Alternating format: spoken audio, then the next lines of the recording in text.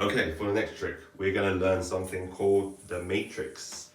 Now, the matrix builds off on everything we've learned so far, especially all the double or nothing, the dismounts, and so on.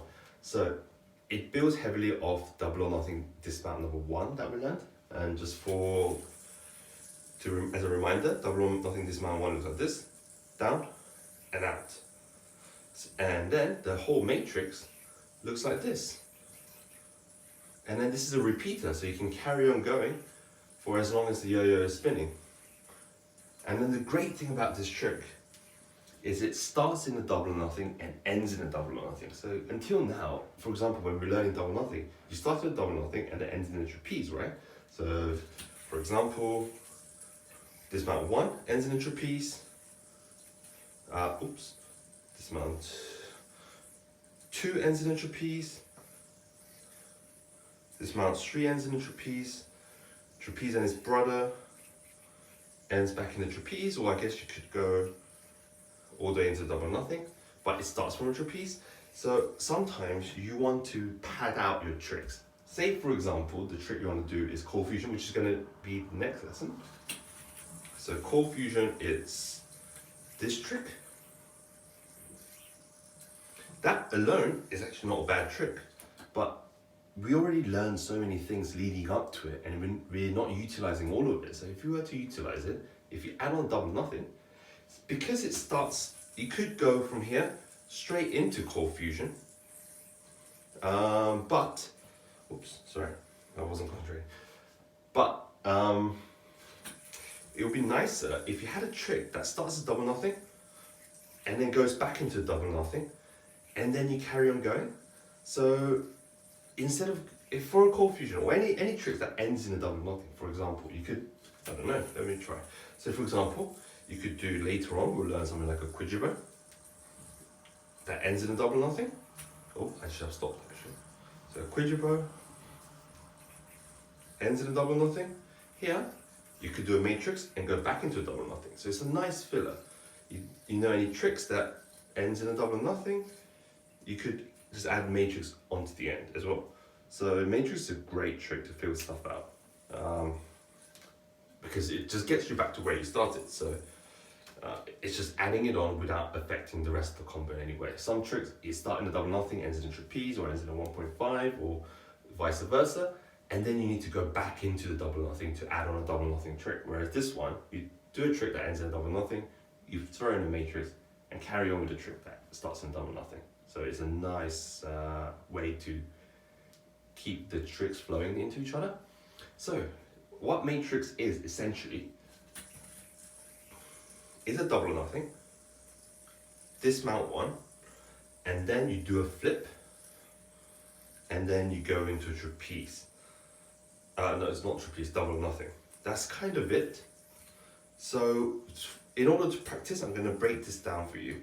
First thing, let's practice the flips. I can never remember which one is forward flip and which one's reverse flip, but you need to learn both anyway, so let's practice.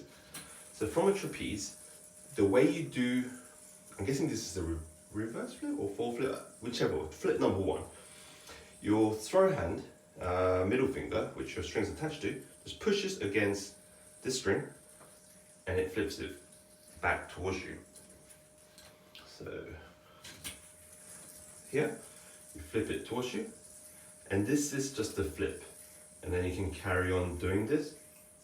And then later on, once you get better, you won't even need to use your finger to flip. This is an easier way to just get the momentum started, but when you're better, you can just do a flip, just using your hands. And this shouldn't be too difficult for you either, once you get used to the motion of flipping. The reverse flip is the opposite direction, or forward flip, I don't know, I think this is the reverse flip. You use your non-throw hand finger to push against this string, and then it goes up and over this way. So what I think would be a great practice for you right now would be to do one forward, one back, one forward, maybe two forward, two back, and so on. So just mix it up. So from here, you can do one forward, one back, one forward, one back, one forward, one back. Two forward, two back, two forward, to back, and so on. So because this is something that we're going to be using a lot going forward. Not just matrix, you'll be using it like loads of forward and reverse flips. For example, there's this trick you're going to learn later, split the gerbil. You can see there's loads of flips going on in here. And it's one of those great tricks that you can just use it to pad something in. I mean, just like we're doing for matrix, for a trapeze, you can always throw this in and end up back in the trapeze, and then back in the trapeze.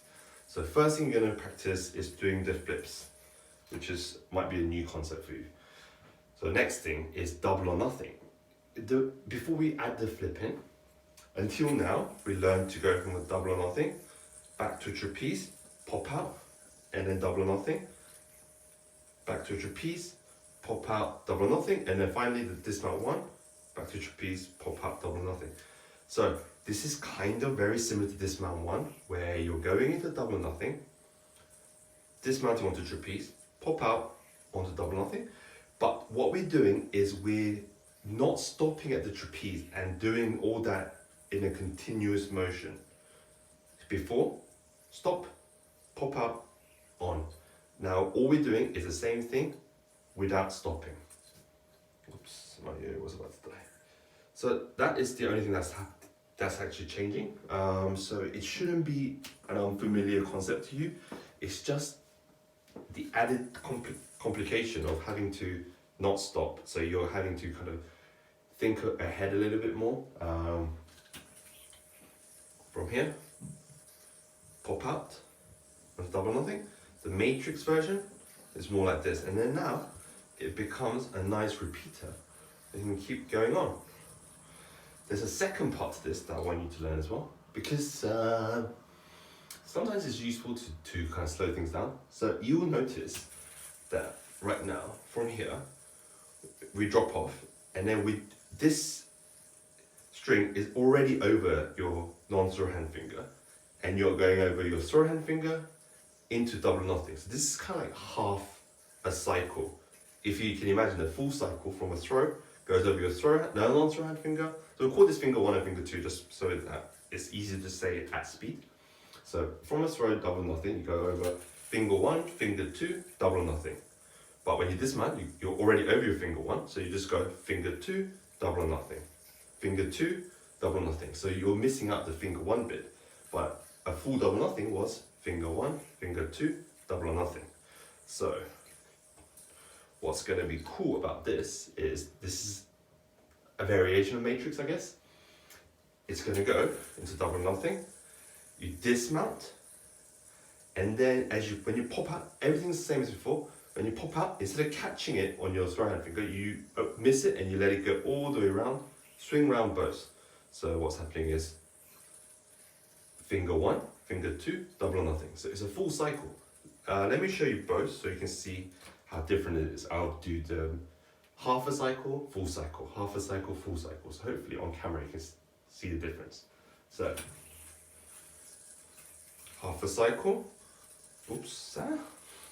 It'll help if I can actually do it. Half a cycle. Sorry. Half a cycle. Full cycle. Half a cycle. Full cycle. Half a cycle. Full cycle. So even though all we're doing is going back and forth from the double or nothing, it's starting to look a little bit more impressive because there's two different ways. To kind of like the average non-yo-yo viewer, it will look like two separate tricks. So if I just did this 3 or 4 times, even the average person will be like, oh, okay, this is the same thing that's repeating, right? If you started doing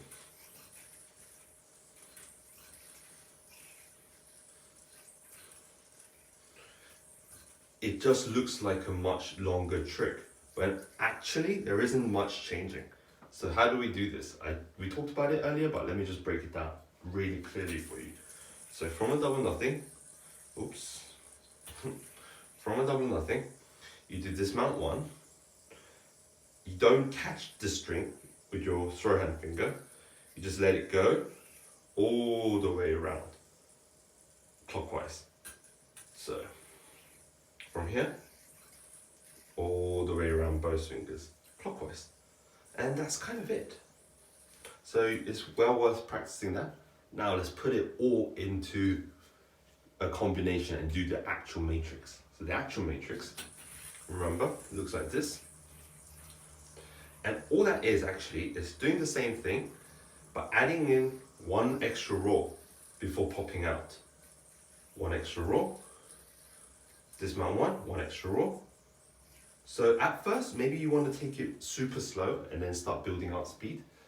You want to go into a double or nothing, drop, dismount one, add in a row, pop out, double or nothing, drop, dismount one, add in a row, pop out, double or nothing. And then as you do it, you might want to go maybe dismount one, add in a row, pop out, double or nothing. So you're basically trying to eradicate stops and starts and pauses. And if you keep putting it all together, it becomes nice, smooth repeater trick.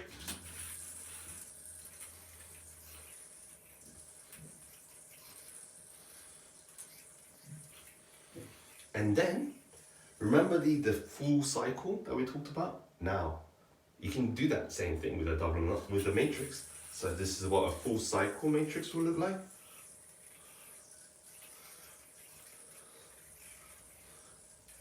So now, what if we combine those two together? So we'll do half and full.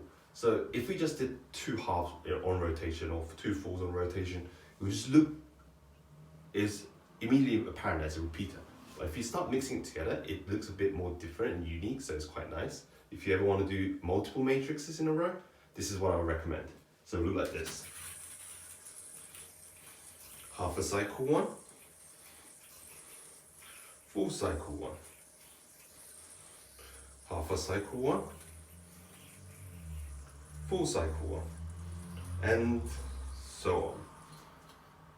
That is the matrix, and this is great because it just combos into so many different things. So putting together everything you learned so far: brother, double or nothing, matrix, full cycle matrix, pop out, brother and slack, something like that. That's it really.